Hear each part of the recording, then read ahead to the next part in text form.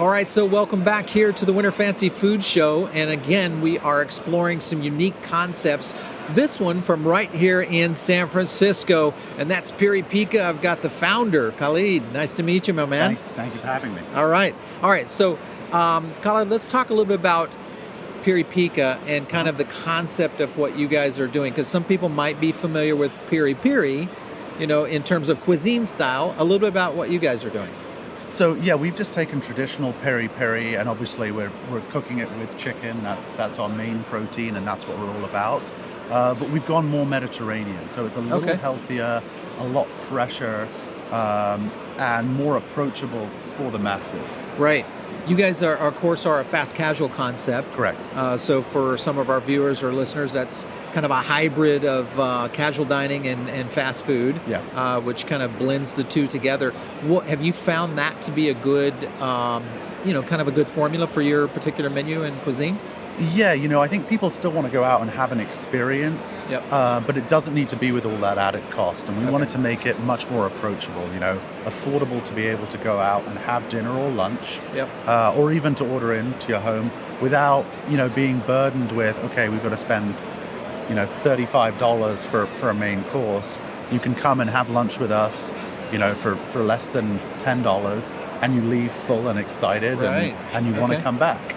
I like it. And when you thought about opening a concept in a restaurant, was that, hey, this is the only model that I would go with, or did you try anything else? What was your background of getting into Piri Pica?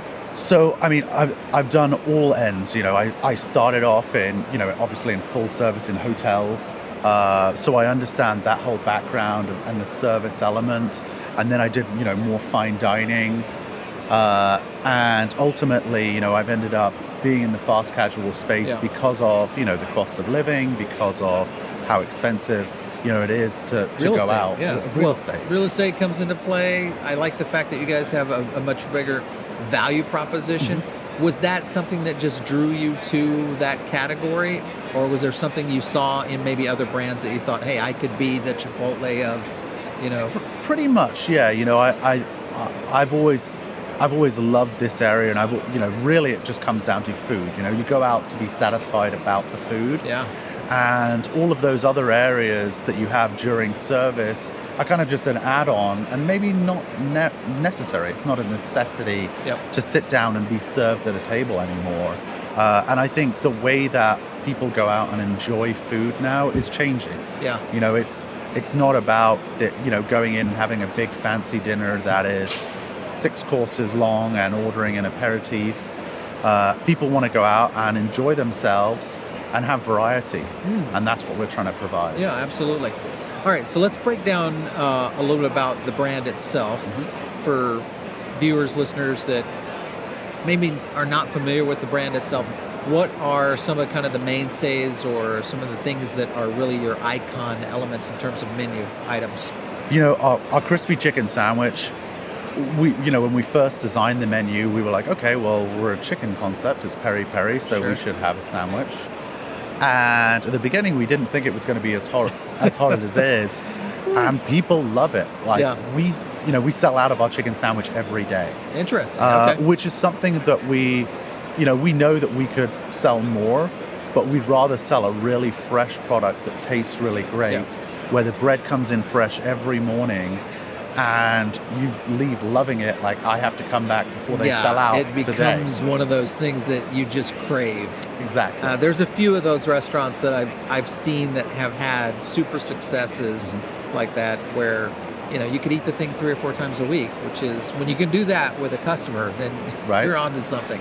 Yeah, and that's what we're really focused on. We're focused on giving great quality food that is very healthy and super tasty. And lovable. You love it and you want to go back for it. You remember that dish. And I think that's how I kind of got into this industry, having that experience. I'm kind of curious, as a fast casual, are you guys offering any liquor at your, like a restaurant, or beer or wine? We do offer beer and wine. Okay, all right. Has that been a thing for your concept? Because I'm seeing more and more fast casuals start to introduce that. Surprisingly, yes. Like with the chicken sandwich that I wasn't expecting us to sell that much. I didn't think we would sell that much beer or wine. You know, I've always seen, you know, full service restaurants or cocktail bars, especially in San Francisco, as kind of the mainstays that people go to. Yep. But surprisingly, we sell a lot of beer and a lot of wine. All right. Well, there you go. Which is great. I mean, it's not a bad thing. We're happy to sell it. Great incremental numbers for your check average. Totally. And I think that's really what's surprising, especially, you know, you don't think that someone's going to come in at 11 a.m. and order a beer. Yeah. And literally first customer that walks in the door is ordering a beer and 6 chicken wings, and you're like, okay, wow, you know, like, we really are a city of drinkers. Yeah. Which is great for us. Well, I think it's just the aspect of there's a lot of time shifting going on because you have a lot of people that are, you know, gig economy people that are just working different kinds of approaches. So, you know, what might be my lunch hour is not really my work time anymore. You know, there's such a difference in terms of how we work today. Yeah, in San Francisco, we're really in this kind of microclimate of people living and working in so many different ways and coming in from so many different places that my lunchtime could be your dinner time or even breakfast. Yeah. So it's really surprising to see that, but also exciting for our customers that they can experience it, you know, when we open the doors from 11 a.m. until 10 p.m. when we close at night. Right, absolutely. All right, so let's talk a little bit about ingredients and kind of the aspect of flavor. Mm-hmm. This is something that really kind of makes or breaks a restaurant concept, is having great elements within their menu that kind of either amp up the flavor, focus in on something that can really add, you know, kind of that power punch to, like, your chicken sandwich. Anything that you guys are doing in terms of ingredients or flavor profiles that you feel really stand out in your menu design? I think it's really about the freshness. I think it's really about those freshness cues. Yep. And I feel like the fresher our food is, the more vibrant it is, the more exciting it is. And we really, you know, we all of our producers are local. And that's what our mainstay, that's what we've tried to stay true to. And I think it really comes through in our food. You know, people taste our peri peri and they're like, we want this all day. And we want to put it on everything, which is great because it's now become, you know, we're not just a restaurant now. Now people really want this sauce and they love it. And I feel like we're kind of educating San Francisco a little bit because peri peri is not popular here. People, it's, you know, we're the only peri peri concept in San Francisco. Yeah, it's kind of an East Coast thing right now, at least as it was, well, the bigger, like Nando's, companies like that in DC that have had great luck with that menu design. And I think that, well, you know, I think you're hitting on something. That's the idea behind great restaurant concepts, is just to fill a gap in the market and off you run. Yeah, and you know, you see restaurant concepts that are falling away, and you know, food really is about being sexy. If you can make it sexy and approachable, people will come and eat it. Right. You know, that's like the phenomenon of sushi. You know, sushi, if you 40 years ago, if you were like, hey, you're going to eat this raw fish, they'd be like, what are you talking about? No way. Big trends. But, you know, and if you watch TV, you see how food becomes sexy and approachable for people. Yeah, absolutely. And that's what we're doing with peri peri. I think chili is something, or chilies in general, is something that people are like, oh, I don't like heat. And with peri peri, it's something interesting, that trying to explain that peri peri is not necessarily about heat, it's about flavor. Right, exactly. And we're kind of re-educating in that way. That's cool. I like it.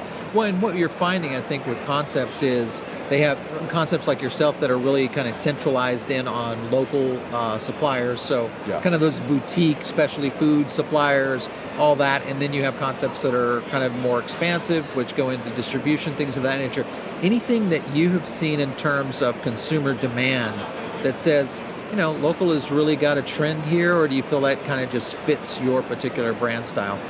You know, I think when we started Piri Pica, when we originally envisioned it, we wanted to stay true to our beliefs, and you know, myself and Talmo really believe in supporting the local companies. Right. You know, our bread producer, they literally are 2 blocks away from us. Okay.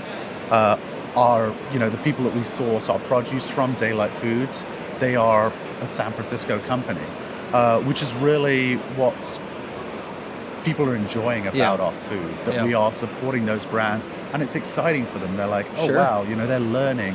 And I think that the client also kind of wants to be educated. They're excited to know more about the food they're eating and where it's really coming from. Breaking it down, really getting into the menu itself. Cool. All right, so let's ask you, last question here is kind of your thoughts on trends that are, especially as your menu, which is a unique menu, do you feel like trends are moving in that direction in terms of culinary direction, more of that style, more, exotic, more international, ethnic cuisines? Yeah, I think that everybody's traveling, travel has changed, exponentially, that, people now are going to Mexico City for the weekend or, wherever it is, and people are excited. And I think food is one of those ways of transporting someone. And I think that really is the trend, that people want to be transported, but they don't necessarily want to spend $375 on a 15-course dinner menu. They want to go out and have lunch and be transported to somewhere else and have a memorable experience. Yeah. And I think that's what this is. I think that, when I look at, the really successful, the French Laundry, these kind of places, they're also following this trend that they know people want this great food that is local, but they just don't have it in their budget anymore. Trying to pay for that 2 or 3 times a week might be a little tough. Right. And I think that's what's great about, Fantasy Food Show. You have all of these brands and all these people creating all these products that now you don't have to go to these restaurants even. Exactly. You can have this experience at home and be transported. And I think that's what it's about. I think people are going to continue to want to learn about food and culture, and that's where I see it. Yeah, so it's a good trend. It's a good trend. It's not a bad thing. Of course, you guys are in the mecca of, people that are on a culinary discovery mission right now, especially with delivery and all that.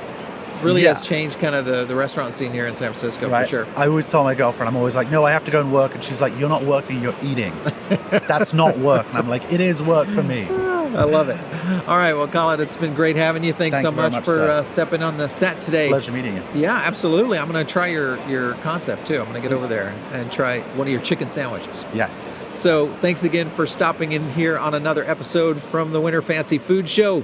Stay tuned right here for more hot products and ideas. We'll catch you next time.